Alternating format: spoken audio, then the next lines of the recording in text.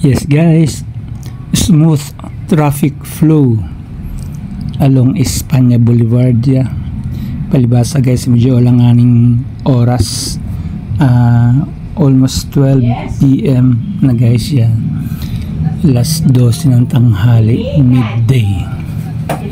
Yan, traffic situation dito sa Espanya Boulevard going to Manila, going to Moraita, going to Luneta.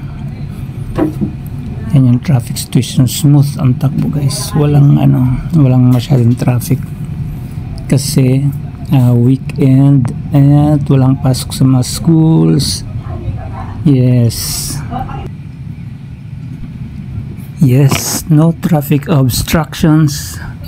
Ito alos nandito na ako sa may tapat ng UST, University of Santo Tomas.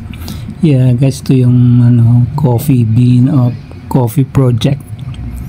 Actually karaming mga customers dyan is mga estudyante kasi andito yung maraming mga school. Espanya going to Moraita. Ito yung Espanya Boulevard coffee project.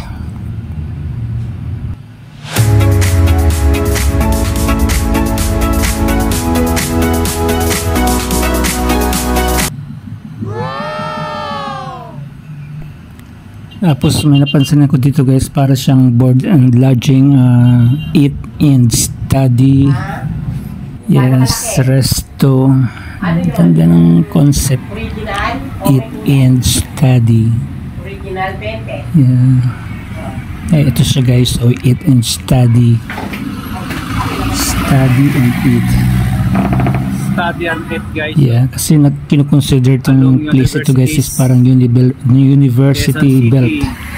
Kasi dito from UST going to Espanya, Espanya going to Moraita. Dami dito mga universities guys.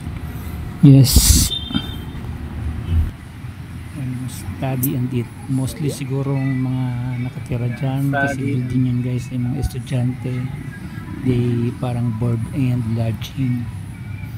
Yes guys. Wow. Traffic.